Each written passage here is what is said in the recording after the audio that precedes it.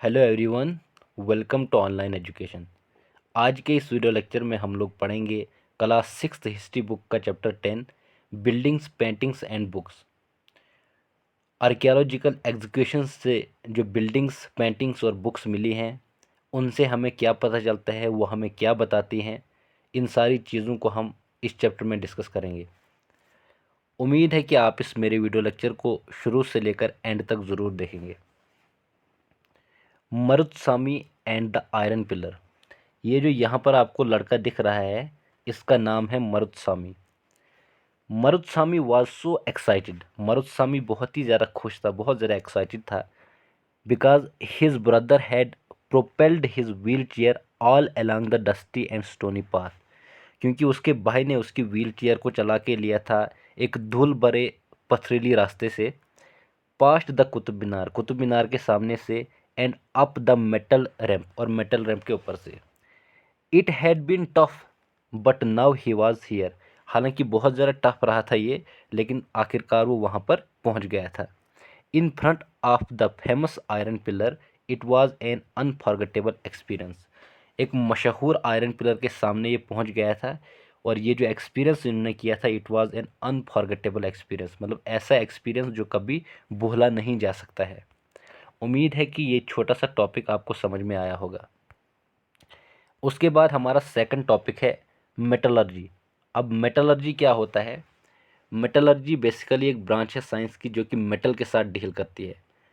Metallurgy means extraction of metal from suitable ore, मतलब एक suitable ओर जो है उससे मेटल को निकालना, उसके बाद उसको रिफाइन करना, रिफाइन करने के बाद उसका इस्तेमाल करना, that's what we call metallurgy.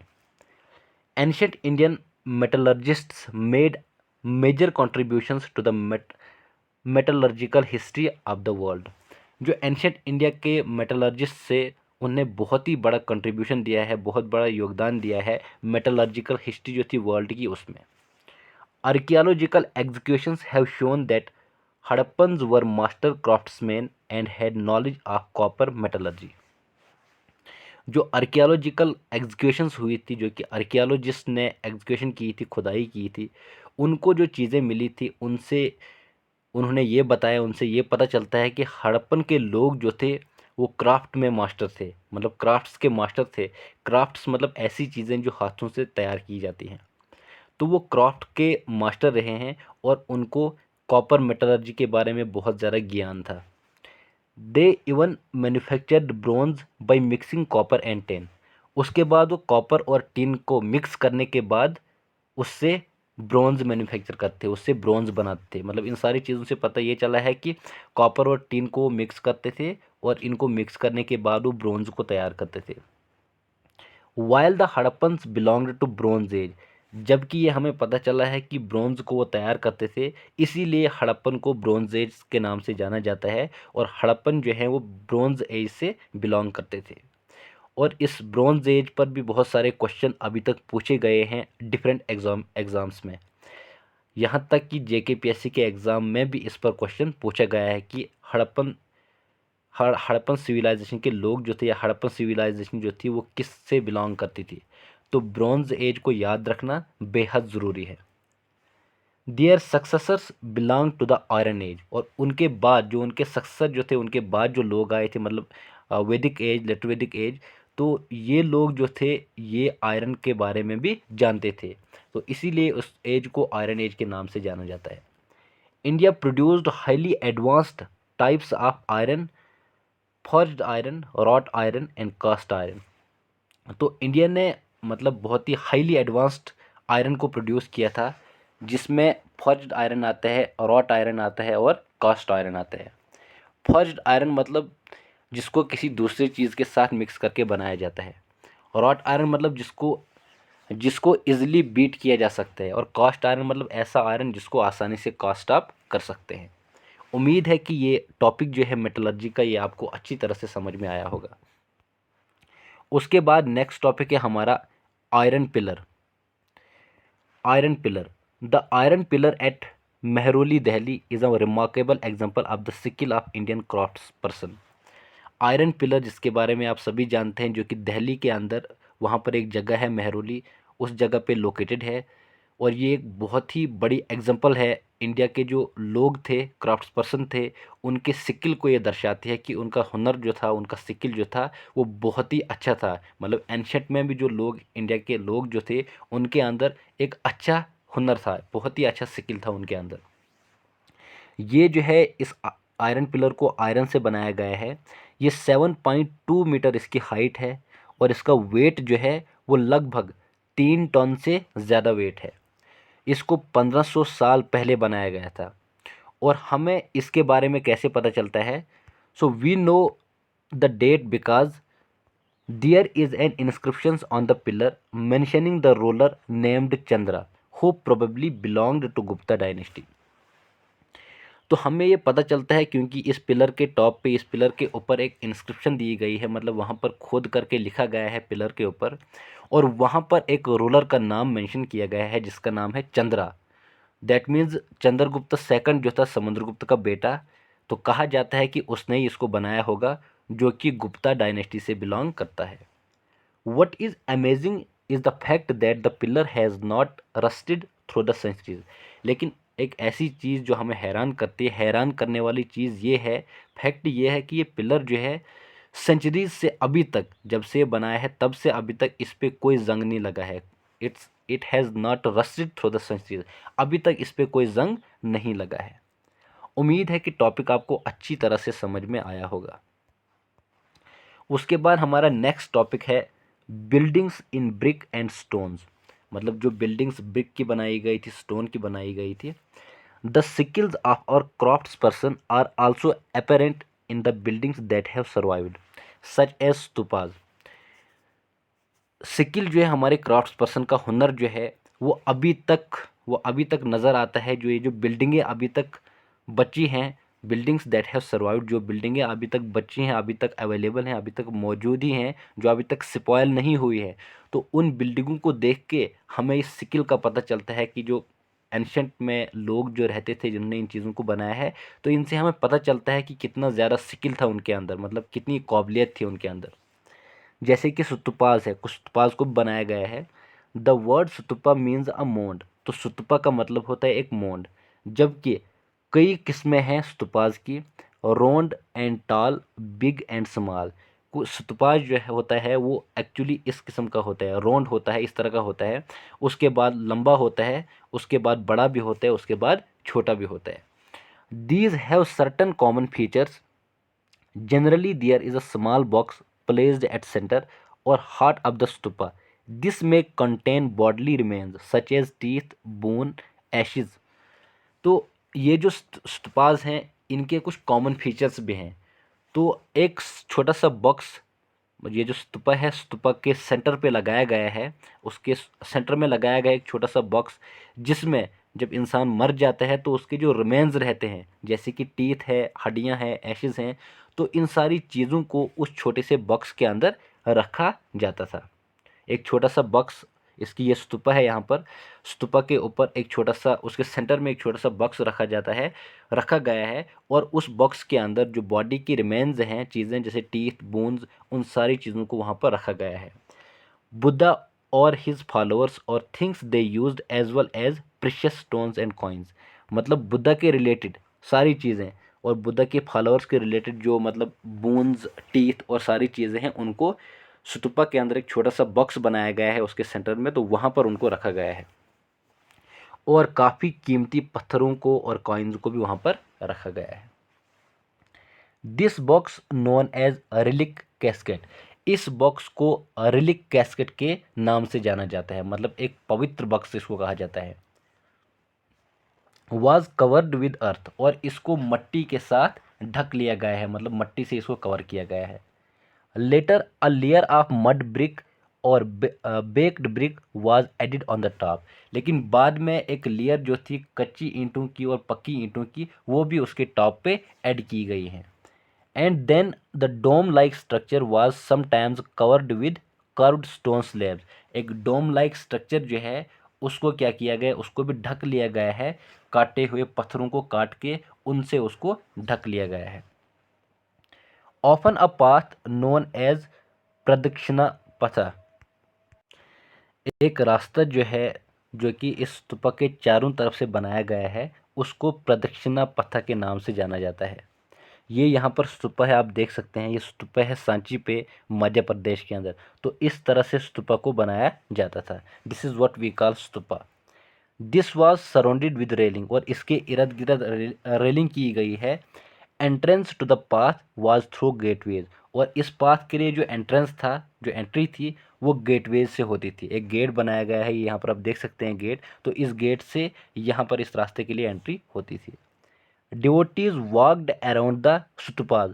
अब जो डिवोटीज थे, जो मतलब डिवोटीज जो भक्त वगैरह थे, डिवोटी जो थे, जो भक्त थे, वो इस ये जो स्तूपा है, इसके चारों तरफ से चलते थे in a clockwise direction. एक क्लॉक वाइज डायरेक्शन में इस स्तूपा के चारों तरफ से चलते थे। As a mark of devotion, क्या करने के लिए? डिवोशन दिखाने के लिए, अपनी भक्ति को शो करने के लिए। Both railing and gateways were often decorated with sculptures. दोनों रेलवेज, रेलिंग और गेटवे जो थे, इनको स्कल्पचर से सजाया जाता था। स्कल्पचर मतलब मूर्तियाँ, इनको मूर्तियों से सजाया जाता था। ये यहाँ पर आप देख सकते हैं अच्छी तरह से, ये स्तूपा है यहाँ पर, जो कि ये ग्रेट स्तूपा के नाम से जाना जाता है, सांची मध्य प्रदेश के अंदर। उम्मीद है कि आपको ये टॉपिक अच्छी तरह से समझ में आया होगा। इसकी रेलिंग को और गेटवेज को स्कल्पचर से सजाया जाता था, मतलब यहाँ पर इसके इर्द गिर्द मूर्तियाँ बनाई जाती थी और उनसे इसको सजाया जाता था। Find Amaravati on map 7 page 87। Map 7 पे पेज 87 पे अमरावती को फाइंड करो। This was a place where a magnificent stupa once exist. ये एक ऐसी जगह है जहाँ पर एक बार एक स्तूपा जो था वो एग्जिस्ट करता था, जहाँ पर एक स्तूपा था। Many of the stone carving for decorating the stupa were made about 2000 years ago। बहुत सारे स्टोन कार्विंग जो थे, जो डेकोरेट करते स्तूपा को, वो जो थे, मतलब ये बनाया गया था 2000 ईयर्स एगो, मतलब 2000 साल पहले इनको बनाया गया था। और बहुत सारे स्टोन कार्विंग जो थे, वो इसको डेकोरेट करते स्तूपा को डेकोरेट करने के लिए। और उसके बाद 2000 साल पहले इसके लिए उन्होंने काम किया था। Other buildings were hollowed out of rock to make artificial caves. Artificial caves बनाने के लिए जो रॉक था, जो दूसरी बिल्डिंगें बनाई गई थी, वहाँ पर रॉक को क्या किया गया था? काटा गया था, और काटने के बाद वहाँ पर आर्टिफिशियल केव्स को बनाया गया था। Some of these were very elaborately decorated with sculptures and painted walls। उसके बाद उनमें से कुछ जो हैं उनको बहुत ही अच्छी तरह से सजाया गया था मूर्तियों से और पेंटेड वॉल से। मतलब वॉल्स ऐसी बनाई थी जिनके ऊपर पेंटिंग की गई थी इनसे, और स्कल्पचर जो मूर्तियाँ थी उनसे अच्छी तरह से उनको सजाया गया था। और यहाँ पर आप देख सकते हैं ये पिक्चर, यहाँ पर किस तरह से एलिफेंट्स जो हैं, यहाँ पर कुछ ह्यूमन बींग जो हैं वो लड़ रहे हैं, और कुछ जो हैं हाथ जोड़कर यहाँ पर शायद ये उनको बोल रहे हैं कि लड़ाई मत करो, और बाकी कुछ जो हैं वो ऊपर से देख रहे हैं। ये आप देख सकते हैं यहाँ पर। Some of the earliest Hindu temples were also built at this time. तो उस टाइम पे कुछ हिंदूज के टेम्पल को भी बनाया गया था। Deities such as Vishnu, Shiva and Durga. Deities मतलब देवता, देवता जो थे जैसे विष्णु, शिवा और Durga, they were also worshipped in these shrines. उनको भी इन टेम्पल्स के अंदर उनकी पूजा की जाती, मतलब उनकी वर्शिप की जाती थी। उम्मीद है कि टॉपिक आपको अच्छी तरह से समझ में आया होगा। और यहाँ पर एक टेम्पल दिया गया है, आप देख सकते हैं। यहाँ पर आप देख सकते हैं एक अर्ली टेम्पल है बिटार गांव में, उत्तर प्रदेश के अंदर। इसको 1500 साल पहले बनाया गया था, और इसको कम्प्लीटली बेक्ड ब्रिक से बनाया गया था। ये आप देख सकते हैं कितना खूबसूरत टेम्पल बनाया गया है उस वक़्त भी लोगों ने। तो उसके बाद क्या होता है? Most important part of the temple was the room known as garbhagriha. तो मोस्ट इम्पॉर्टेंट पार्ट जो होता था टेम्पल का, वो एक रूम जो होता था, उसको गर्भगृह के नाम से जाना जाता था। मोस्ट इम्पॉर्टेंट पार्ट जो टेम्पल का होता था, वो रूम होता था जिसको गर्भगृह के नाम से जाना जाता था। Where the image of chief deity were placed. जहाँ पर इमेज जो होती थी, जो मेन देवता जो उनका होता था, उसकी इमेज को वहाँ पर रखा जाता था। It was here that priests performed religious rituals and devotees offered worship to the deities. तो यहाँ पर क्या होता, जो प्रीस्ट होते वो रिलीजियस के जो कुछ रिचुअल्स होते उनको परफॉर्म करते थे, और डिवोटी जो भक्त होते थे वो देवताओं की यहाँ पर पूजा किया करते थे। Often as at Bhitargaon a tower known as the shikhara. Bhitargaon पे एक टावर जो था जिसको शिकारा के नाम से जाना जाता था, was build on the top of गर्भगृह। अब ये जो गर्भगृह था इसके टॉप पे बिटार गांव पे एक टावर जो था जिसको शिकारा के नाम से जाना जाता था, उसको बनाया गया था गर्भगृह के टॉप पे। To mark this out as a sacred place, ये दिखाने के लिए कि ये एक बहुत ही पवित्र जगह है। Building shikaras required careful planning. अब ये जो बिल्डिंग शिकाराज की बनानी थी इसके लिए बहुत ही ध्यान से उन्होंने प्लानिंग की थी, मंसूबाबंदी की थी और उसके बाद ही इसको बनाया था। Most temples also had up space known as mandapa. ज़्यादातर टेम्पल जो थे उनमें एक स्पेस रखी जाती थी जिसको मंडपा के नाम से जाना जाता है। बेसिकली ये एक हॉल था जहाँ पर लोग जो थे वो इकट्ठा होते थे।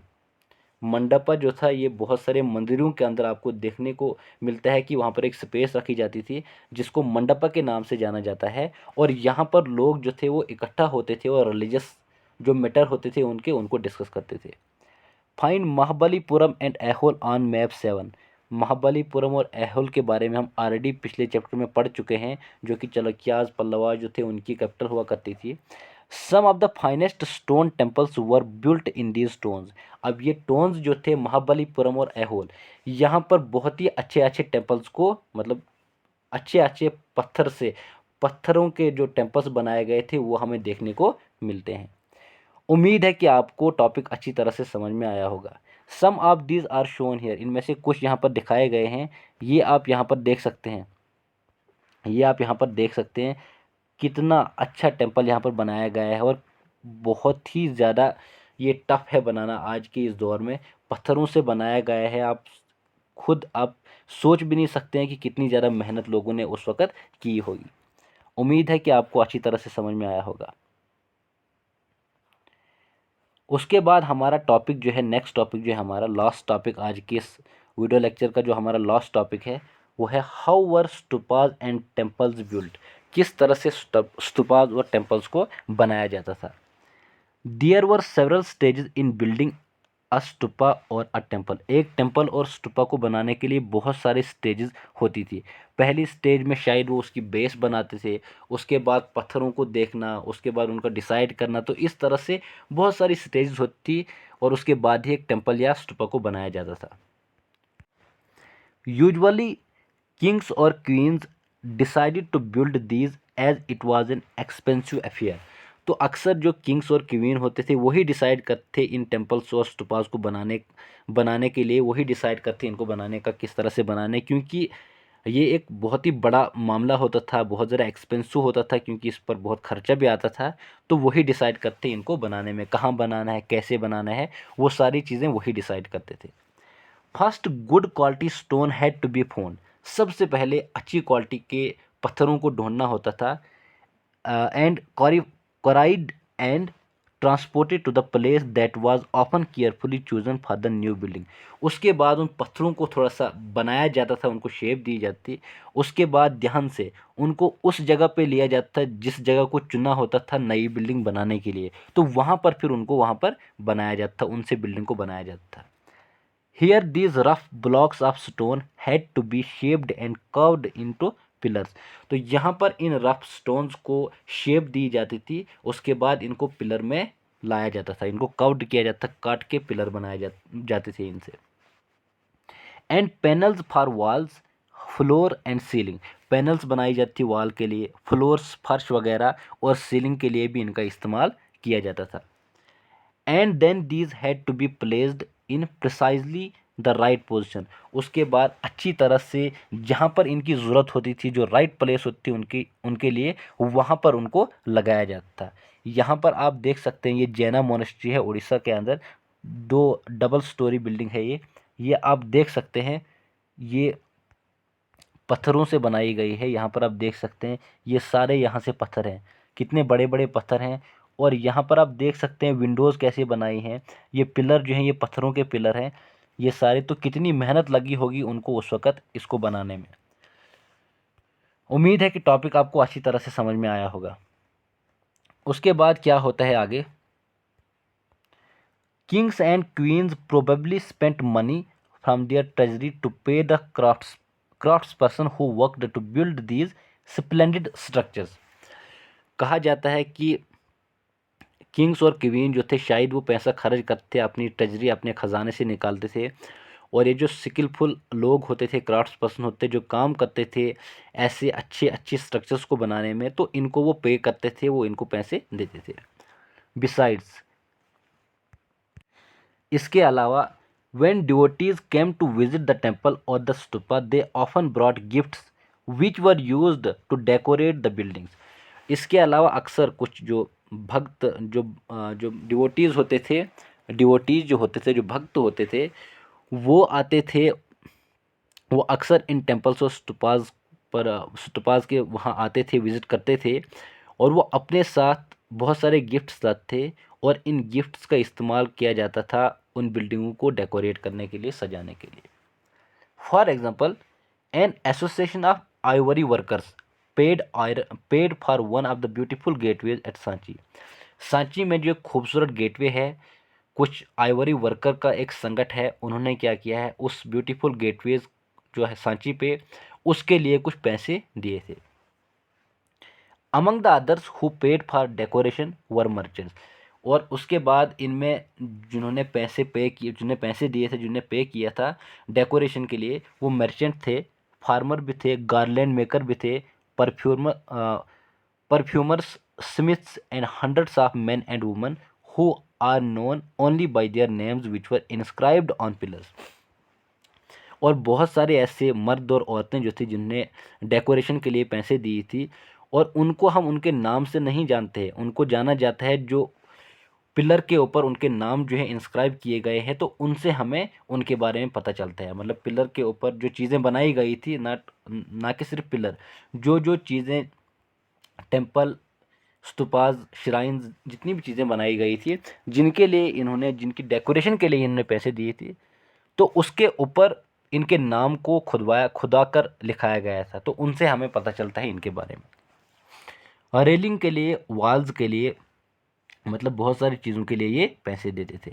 So when you get a chance to visit any of this buildings, जब भी आपको कभी मौका मिलेगा इन किसी भी बिल्डिंग्स में विजिट करने के लिए, अगर कोई मौका आपको मिलता है कभी, remember how several hundreds of people probably worked to construct and decorate them. तो उस वक्त ये याद रखना, ये सोच लेना कि किस तरह से ये हज़ारों वर्कर जो थे, बहुत सारे वर्कर जो थे, ये मिल गए थे, उन्होंने काम किया था इन टेम्पल्स को डेकोरेट करने के लिए, इनको सजाने के लिए। उम्मीद है कि ये टॉपिक आपको अच्छी तरह से समझ में आया होगा। तो आज के लिए इतना ही, मिलते हैं नेक्स्ट वीडियो में, तब तक अपना ख्याल रखिएगा। Thank you so much.